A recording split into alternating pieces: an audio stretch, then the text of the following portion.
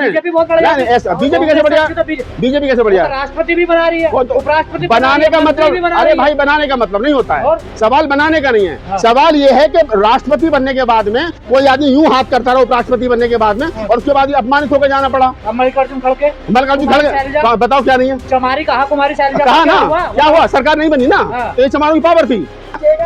अरे भाई साहब सुनो ना यार, बाबा साहब डॉक्टर अम्बेडकर का ही भाषण है, जिसमें बाबा साहब डॉक्टर अम्बेडकर कहने का उनको पृथक निर्वाचक नहीं मिला तो उसका मतलब ये नहीं हमारा भाग नहीं होगा। ये बाबा साहब की स्टेटमेंट है ना, मेरी नहीं है ना, कांग्रेस से मेरी तो नहीं। मैं पत्रकार हूँ, मैंने उस दिन भी आपसे पूरी जिम्मेदारी साथ कहा था और आज भी कह रहा हूँ कि अगर राहुल गांधी जो बात आज कह रहे हैं, वो कह रहे हैं कि हम संविधान बचाएंगे, हम हिस्सेदारी देंगे, हम इस देश के SC ST OBC के लोगों को हक हकूक देंगे, हम बराबरी की बात करेंगे। अब उन्होंने पत्रकारों से पूछा बताओ तुम्हारे डिपार्टमेंट में कितने, उन्होंने कहा भारत सरकार में सचिव कितने, तो आज की तारीख में वो उस भाषा को बोल रहे जो काशीराम और अम्बेडकर की भाषा थी, वो बात को बोल रहे। और अगर कल सुनिए बताया कि कांग्रेस मीडिया सेल में कितने दलित है। अरे भाई साहब मैं पहले मुझसे तो पूछो, पहले मेरे सवाल का जवाब तो हो जान दो। अरे मैं आप ही की बात का जवाब दे रहा हूँ। मैं कुछ लोगों को बड़ी दिक्कत हो गई है, सोशल मीडिया पे अपशब्द भी लिखे जा रहे हैं, हर दिन क्या क्या कहा जा रहा है। आप भी उस टाइम मौजूद है, क्या रतनलाल जी ने गलत फैसला लिया है, कैसे देखते हैं इस पूरे मामले? देखिए जो लोग विरोध कर रहे हैं वो पहले ये बताएं कि वो हैं कौन। रतनलाल का, प्रोफेसर रविकांत का, ये जो दो समाज के पढ़े लिखे बुद्धिजीवी लोग हैं जिनका काम पढ़ने लिखने और पढ़ाने का है, इन लोगों ने कांग्रेस ज्वाइन कर ली, तो सबसे पहले जो लोग विरोध कर रहे हैं वो ये बताएं कि वो कौन है, कितने पढ़े लिखे हैं, कौन सी यूनिवर्सिटी में प्रोफेसर हैं, कितनी किताबें पढ़ी हैं, कितनी किताबें। अम्बेडकरवादी होने की परिभाषा क्या है? उनको कौन सी यूनिवर्सिटी ने अम्बेडकरवादी होने का सर्टिफिकेट दिया है? कौन से संगठन ने उनको अम्बेडकरवादी होने का प्रमाण पत्र दिया है?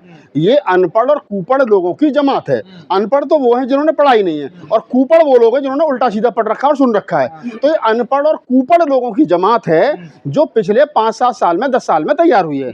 ये इनमें जो भी लोग हैं, जिन भी संगठनों से वो आते हैं, ये वही लोग हैं। इन विचारों को एक लाइन में हुक्मरान बनने का एक फॉर्मूला जो वो दे दिया गया है। ना इनको रोड पर लड़ना है, ना उनको कोई संगठनात्मक काम करना है, ना उनको लोग जोड़ने हैं, ना उनको इनके पास में कोई विजन है, ना इनको पढ़े लिखे लोगों की जरूरत है, ना इनके पास में कोई इंटेलेक्चुअल टीम है। इनको पता है कि अच्छा रतनलाल कांग्रेस में चले गए तो हरिजन बन गए, ये दरिजन बन गए, ये पता नहीं कौन कौन से जन बन गए, ये बहुजन नहीं बने। अरे भाई बहुजन क्या है पहले बता तो दो।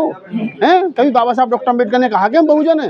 ये बहुजन शब्द ही बेईमानी है अपने आप में। अच्छा जी, हाँ, ये बहुजन शब्द ही बेईमानी है अपने आप में, मैं कह रहा हूँ तुमसे। और ये जितने बहुजन का कॉन्सेप्ट लेकर के घूम रहे हैं, इनसे पूछा जाए बहुजन की परिभाषा क्या है? क्या बाबा साहब डॉक्टर अम्बेडकर ने कभी बहुजन शब्द का कहीं इस्तेमाल किया है धम्म के अलावा? आप भी तो करते हैं। हम तो नहीं करते। हम तो कहते हैं कि भाई इस देश के जो SC ST OBC माइनॉरिटी हैं, उनकी समस्या एक है। अगर वो एक प्लेटफॉर्म पर आ जाएंगे तो ठीक है, लेकिन हमें तो देखने को मिलता है कि आधे से ज्यादा तो SC ST OBC जो दलितों का शोषण अत्याचार कर रहा है, जाट गुजर यादव पटेल कुर्मी, बताओ कौन नहीं कर रहा? तो ये बहुजन शब्द ही अपने आप में बेईमानी है। और दूसरा जो मैं बता रहा हूँ, जो आपका सवाल है कि रतनलाल का और प्रोफेसर रविकांत का जो लोग विरोध कर रहे हैं, पहले इनकी कॉपी चेक की जाए, ये कौन है, किस संगठन से संबंध रखते हैं, कौन सी यूनिवर्सिटी में प्रोफेसर हैं, कितनी किताबें पढ़ी हैं, कितनी किताबें लिखी हैं, कितने पढ़े लिखे। अनपढ़ और कुपढ़ लोगों की जमात है जो विरोध कर रहे हैं। लेकिन दलित बुद्धिजीवी एक्टिविस्ट कांग्रेस की तरफ क्यों जा रहे हैं? अच्छा एक बात बताइए, पिछले 20 साल से 28 साल से प्रोफेसर रतनलाल दिल्ली यूनिवर्सिटी में पढ़ा रहे हैं। 15 साल से मेरी उनकी दोस्ती भी है, तो हम लोग हम जानते भी हैं। रविकांत जी पिछले 10 साल से बोल भी रहे हैं, प्रोफेसर रतनलाल बोल रहे हैं, लक्ष्मण यादव बोल रहे हैं। वो तमाम लोग जो बहुजन एकाकी की बात कर रहे हैं, जो 85% समाज की बात कर रहे हैं, जो कह रहे हैं भाई हम सब एक हैं। मायावती जी ने कितनों के लिए दरवाजे खोल रखे हैं? मायावती जी ने कितनों के साथ बैठ करके चाय पी है? मायावती जी ने कितने लोगों के साथ में बैठ करके कहा है कि आओ हम मिलकर के लड़ाई लड़ेंगे? अरे तुम अपना दरवाजा खोलोगे नहीं, तुम अपने दरवाजे में किसी को घुसने नहीं दोगे, और तुम कुंडली मार करके बैठ जाओगे घर में। और इस देश में SC ST OBC के हक हकूक की रोज लूट हो रही है, वोट की लूट हो रही है, नौकरी की लूट हो रही है, संविधान चलाया जा रहा है। बीजेपी नारा दे रही है हमें 400 पार, तुम एक बार सीट दे तो हम संविधान बदल देंगे, और तुम्हारा मौन समर्थन उन पार्टियों के साथ है। तो भाई इस देश के दलित इंटेलेक्चुअल की क्या ड्यूटी बनती है? कहाँ जाए वो बैठ करके तुम्हारी तरह तमाशा देखे क्या? वो बाबा साहब डॉक्टर अम्बेडकर के दिए हुए हक हकूक को लूट जाने दे। कांग्रेस को क्यों चुना जा रहा है? और भी तो भाई जब लड़ाई ही 2 हिस्सों में हो रही हो, एक हिस्सा वो है जो संविधान को बचाने की बात कर रहा है, और एक हिस्सा वो है जो संविधान को बदलने की बात कर रहा है, तो बताइए रतनलाल जैसे, रविकांत जैसे, राहुल नागपाल जैसे आदमी को कहाँ जाना चाहिए? क्या संविधान को बदलने वाले लोगों के साथ जाना चाहिए? नहीं ना। संविधान बचा रही है भाई साहब, मेरे हिसाब से तो बचा रही है। हाथ में संविधान लेकर के घूम रहे हैं वोट की चोरी के लिए। आज भी राहुल गांधी जो वो नहीं, बचाना अलग होता है। अरे भाई साहब, जब घूमेंगे तभी तो बचेगा। राहुल गांधी के हाथ में चुनाव आयोग तो है नहीं, राहुल गांधी के हाथ में देश की प्रधानमंत्री कुर्सी तो है नहीं, राहुल गांधी क्या अखिलेश यादव तमाम इंडिया गठबंधन के जो नेता उनके हाथ में क्या है बताओ मुझे। उनके सुनिए मेरी बात सुनिए, राहुल गांधी और इंडिया गठबंधन के हाथ में इस समय जो चीजें हैं वो ये है देश के अंदर सरकार की गलत नीतियों के खिलाफ एक माहौल तैयार करना। राहुल गांधी जो हैं वो नेता प्रतिपक्ष हैं और नेता प्रतिपक्ष की जिम्मेदारी बनती है कि सरकार की गलत नीतियों के खिलाफ लोगों के अंदर एक तरीके से कहीं ना कहीं वो जागरूकता पैदा करे। तो वो कर रहे हैं अपने काम को ईमानदारी से। और जो लोग शांत बैठे हैं वो चाहे दलितों की पार्टी के नेता हो चाहे कोई भी हो, उन पर सवाल है, उन पर प्रश्न चिन्ह है। उन पर आज नहीं 20 साल के बाद में ये सवाल खड़ा किया जाएगा, पूछा जाएगा कि जब देश को संविधान बदलने की बात चल रही थी तब तुम कहां थे और तुम्हारी खामोशी किस तरफ थी। लेकिन वर्गीकरण का सबसे ज्यादा विरोध करने वाले आप लोग थे और कांग्रेस उसका समर्थन कर रही है। देखिए मैं क्या कर रहा हूँ, वर्गीकरण हुआ सुप्रीम कोर्ट के आदेश पर हुआ। सबसे पहले हरियाणा में बीजेपी सरकार ने लागू किया। उसके बाद में अब जो लोग चाहते थे कि वर्गीकरण उनके फायदे में है वो बीजेपी सरकार में दिल्ली में लागू करवाना चाहते हैं। अगर कहीं पर कांग्रेस ने उसको लागू किया है या कोई मैं जो कह रहा हूँ, मैं मेरी बात सुनिए ना, सुप्रीम कोर्ट का आदेश है, कुछ लोग लागू कर सकते हैं कुछ लोग लागू नहीं कर सकते, ये सवाल अलग है। लेकिन मैं इस बात को कह रहा हूँ कि वर्तमान समय में चलिए मैं मान भी ले रहा हूँ कि वर्गीकरण उन्होंने लागू कर दिया, हम लोग विरोध कर रहे थे, लेकिन वर्गीकरण लागू होने के बाद में मैं 3 साल के बाद में सवाल करूंगा ना कि जो लोग खुश हो रहे थे कि वर्गीकरण के बाद हमें कुछ मिल जाएगा, मैं पूछूंगा कितनी नौकरियां मिली, वो सेकेंडरी सवाल है। जिनको मिलेगा वो भी हमारे लोग हैं, जिनको ना मिलेगा वो भी हमारे लोग हैं। ये हमारा विचार क्लैश नहीं हो रहा है। अगर किन्हीं लोगों को ये लगता है कि दलित समाज में कुछ जातियां ऐसी हैं जिनको नहीं मिला है तो अच्छी बात है, मिल जाना चाहिए, मुझे कोई दिक्कत हो उससे, लेकिन जिनको मिलेगा वो भी मेरे लोग हैं, मुझे कोई मेरे बाहर के लोग नहीं है। लेकिन सवाल वर्तमान में वर्गीकरण का नहीं है, वो सवाल 1.5 साल 2 साल पुराना हो गया। सवाल ये है कि प्रोफेसर रतन लाल और रविकांत को गालियां क्यों दी जा रही हैं और गाली देने वाले लोग कौन हैं और गाली जो लोग दे रहे हैं वो किसके इशारे पर दे रहे हैं, वो लोग चिन्हित होने चाहिए और उन लोगों की पहचान होनी चाहिए। और जैसा मैंने कहा, उन अनपढ़ और कुपढ़ लोगों से ये पूछा जाना चाहिए। दिल्ली में भी कुछ ज्यादा बुद्धिमान लोग घूम रहे हैं, मुझे मिलेंगे तो बात करूंगा, तो मैं पूछूंगा उन लोगों से कि आखिरकार भाई तुम लोग जो रतन लाल का विरोध कर रहे हो, मुझे अच्छा लगता जो बहुजन समाज पार्टी के बहुत बड़े मतलब हितैषी बन रहे हैं, वो कभी मायावती जी के लिए भी एक पोस्ट लिखते, ट्वीट करते कि बहन जी हमारे समाज के इतने पढ़े लिखे लोग जो समाज की लड़ाई रोड पर लड़ रहे हैं, आप इनको पार्टी में शामिल करिए, प्रवक्ता बनाइए, जिम्मेदारी दीजिए, उपाध्यक्ष बनाइए, अध्यक्ष बनाइए, कोषाध्यक्ष बनाइए। अरे वहां तो स्पेस ही नहीं है, बहन जी अध्यक्ष हैं, भैया जी उपाध्यक्ष हैं, भाई भतीजे कोऑर्डिनेटर हैं, भाभी कोषाध्यक्ष हैं, तो वहां जगह ही नहीं है।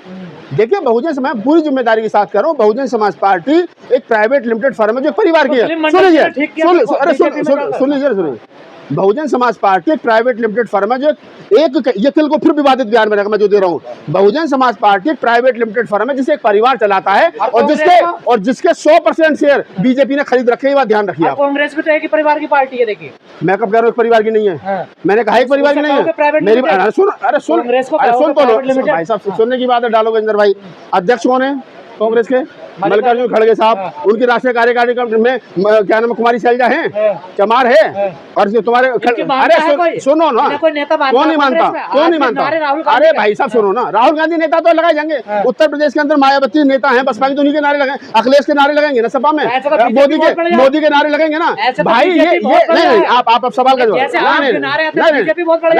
बीजेपी कैसे बढ़िया, बीजेपी कैसे बढ़िया, राष्ट्रपति भी बना रही है, उपराष्ट्रपति बनाने का मतलब, अरे भाई बनाने का मतलब नहीं होता है, सवाल बनाने का नहीं है। हाँ। सवाल ये है कि राष्ट्रपति बनने के बाद में कोई आदमी यूं हाथ करता रहा उपराष्ट्रपति बनने के बाद में, और उसके बाद अपमानित होकर जाना पड़ा। मल्लिकार्जुन खड़गे बताओ क्या नहीं है? चमारी कहा, कुमारी शैलजा कहा ना, क्या हुआ? सरकार नहीं बनी ना, तो ये चमारों की पावर थी। अगर कुमारी शैलजा को किसी गुट ने चमारी कहा हरियाणा के अंदर और उसके बाद सरकार नहीं बनी तो ये चमारों की पावर है, आप इसको इग्नोर नहीं कर सकते हो। और ये बात राहुल गांधी को खूब अच्छे तरीके से पता है कि इसलिए सरकार नहीं बनी। और अब सुनिए, बाबा साहब का अपमान करा कांग्रेस ने, आप खुद कहते थे देखिए मैं जो जहां सम्मान नहीं मिला। अब मैं क्या कर रहा हूँ, बाबा साहब का अपमान कांग्रेस ने करा, ये आप कह रहे हो, लेकिन बाबा साहब को 2 बार राज्यसभा सांसद किसने भेजा ये बताओ मुझे।